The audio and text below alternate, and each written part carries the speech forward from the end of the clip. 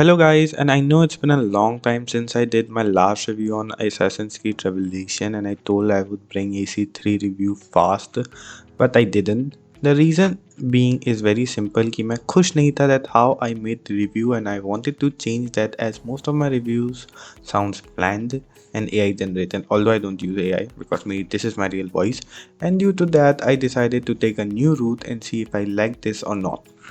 So again, hello guys and welcome to the review of Assassin's Creed 3.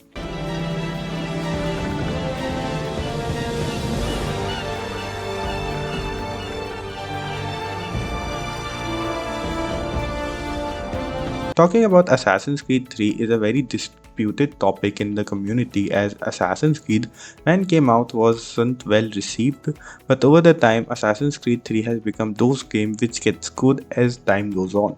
As of today, Assassin's Creed 3 is one of those games which has now a cult following, and people also realize that they may have treated it too harsh and than it should have been. Well, that's just people being people. Imagine you being the game that has to live up with the standard of Assassin's Creed 1 and Ezio trilogy, and I think they tried to achieve that, but they kind of failed. So, like I said, instead of discussing pros and cons, the video will be divided into story, gameplay, open world, and conclusion. So talking about the story of this game is a long discussion of its own, and mostly divided the community into three parts, like those who like it, those who don't like it, and those who couldn't give a shit about it. I come under the third part. This game's story for me at point will be so good, like grey part of the story where you actually question that you are a good guy, and story kind of pushes the idea that no one is a good guy and the whole system is flawed. But sometimes the story would make no sense at all, like when you are playing as Hitam, everyone seems good, but as you switch to Connor, they just seems like fucking psychopath. Like, look at this man. Master Kenway! Master Kenway! Yes, may I help you? Charles Lee, sir. A pleasure to make your acquaintance. I've been asked to introduce you to the city, help you settle in. Oh, no need, sir. I've arranged for your bags to be delivered to the inn. Boston's quite a lively city. There's all manner of things to see and do. Once you've settled in, I suggest you take some time to walk the streets. Who knows what opportunities you might discover. Hold a moment. Need to fetch a few things before we get to work. I'll arrange for horses while you do that. I could snap your neck, you know. A little more pressure, and pop. The sad little flame of your life extinguished. You are a nothing, a speck of dust. You and all your ilk, living in the dirt like animals, oblivious to the true ways of the world. The wiser among you recognize the shape of the future. They throw themselves at our feet and beg mercy. But not you, it seems. No.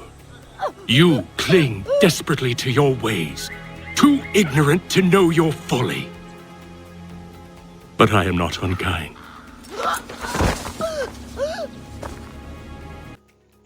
Charles Lee went from a good soldier to a fucking psychopath. Like, bro, what were you doing?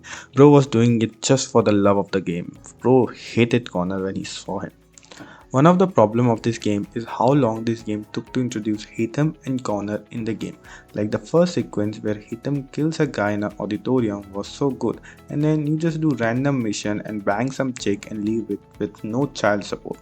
After you are done with Hitam and introduced to Connor as a child, still the introductions are not over. You have to play as a child Connor, then young Connor and adult Connor, and finally, for the love of God, you become an assassin. Like, इतना भांग भूसा करने की ज़रूरत थी नहीं, लेकिन they did it anyway. I would absolutely get annoyed by this because I would hate it. And it felt unnecessary most of the time. Another thing I didn't like about this game was how inconsistent the voice acting was. I mean, at some point it will sound like this. What is it the Templars truly seek? Order. Purpose. Direction. No more than that. It's your lot that means to confound with this nonsense talk of freedom. Time was. The assassins professed a far more sensible goal. That of peace. Freedom is peace. Oh no. It's an invitation to chaos. Only look at this little revolution your friends have started.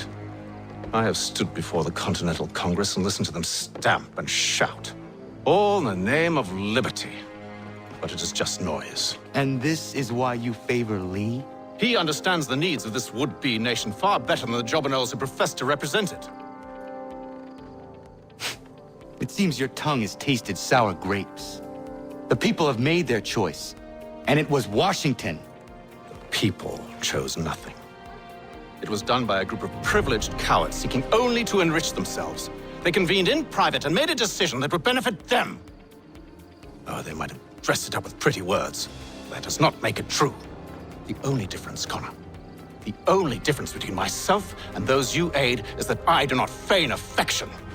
But at some scenes, it would sound like this. Gini tasseraya.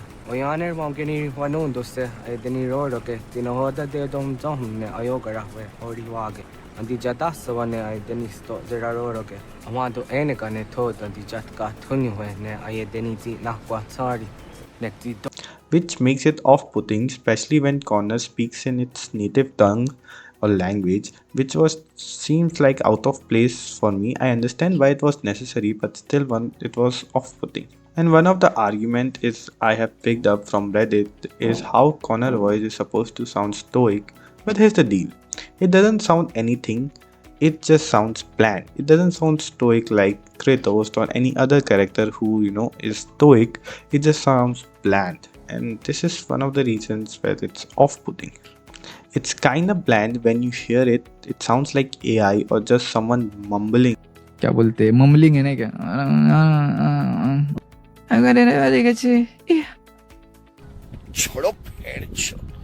Other actors have done their voice so good, but Connors lacks it, and it's more problem in emotion intense scenes where Connor have to speak loudly with more emotion, and when he does, it doesn't matches the frequency of the scene. One of the best example of this is when Connor finds out that it was George Washington who ordered to burn native lands. He doesn't do anything much, say as it is. He leaves it as it is. He doesn't shout. He doesn't scream. There were moments where Connor's voice acting shine, but it's very few. Other things that I really like is the dynamic between Hatham and Connor as father and son, which gives so much character to each as they are fighting and bickering with each other, kind sets of the. Very well. I will wait here then. Of course you will. Oh, I'm sorry. Would you like me to come along and hold your hand, perhaps? Provide kind words of encouragement?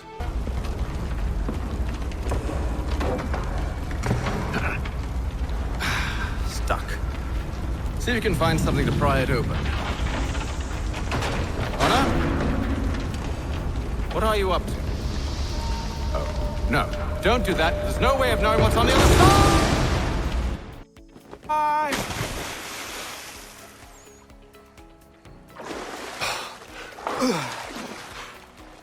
We do now.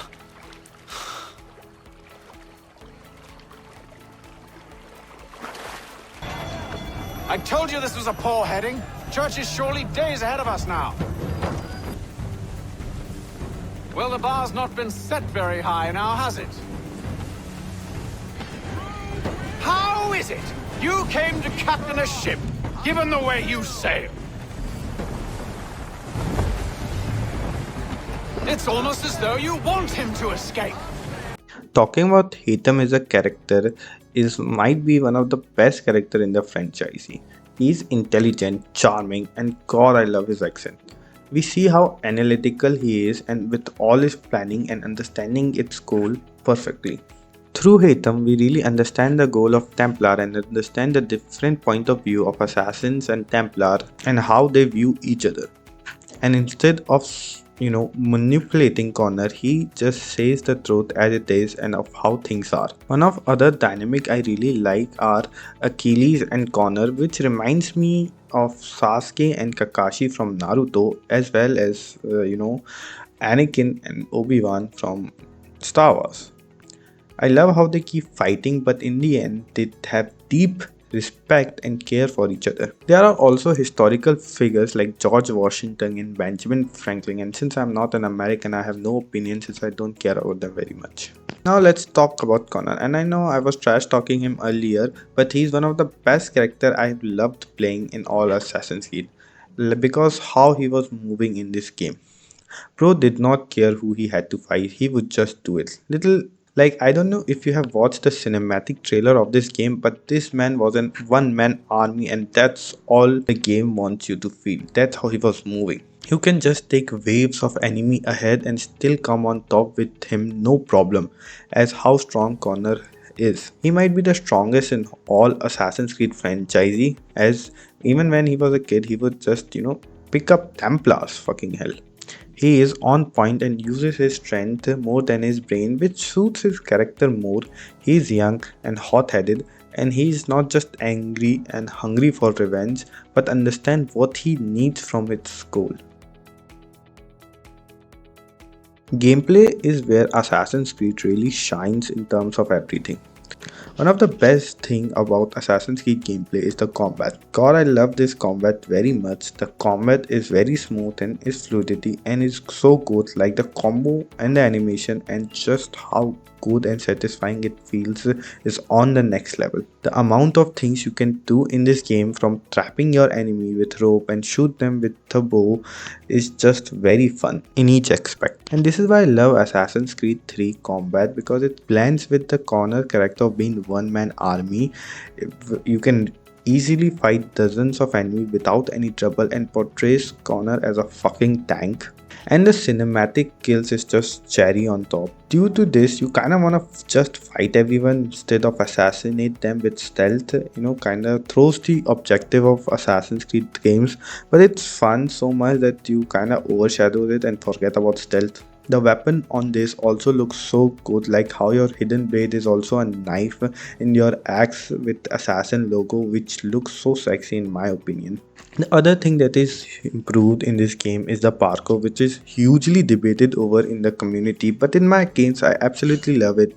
It's fast, more fluid, with tons of animation you could do and many more. The general idea why some people do not like parkour of this game is because it was less your control, more and more beginner friendly than some people wanted, in which I would agree. But I like it. AC3 was the first step of the parkour that resulted in the parkour of Assassin's Creed Unity, which is loved by everyone.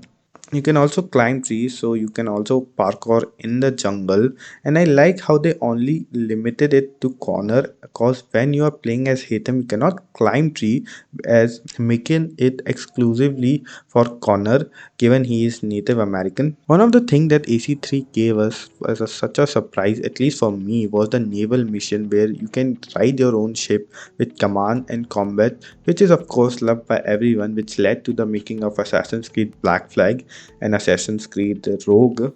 I mean, they are usually based on naval based, and I like it because it's a refresh thing, and it's very watered down version of those games, but still it was new step and everyone loved it. I personally loved it all. One of the most underrated things I like about it is the outfit of Connor. The blue coat and the white robes make Connor looks very bulky, and the feathers on the elbow makes him connected to its root and its culture, which also seems very wholesome. Hunting is also an option in Assassin's Creed 3. I never did it, so I don't know what it does, but I guess it can be used to craft things and sell it for money and the basics. Now let's talk about the world or the open world in this game. So when you start the game and the introduction is way too long and you don't really experience open world until it does end. And do you know when it does end?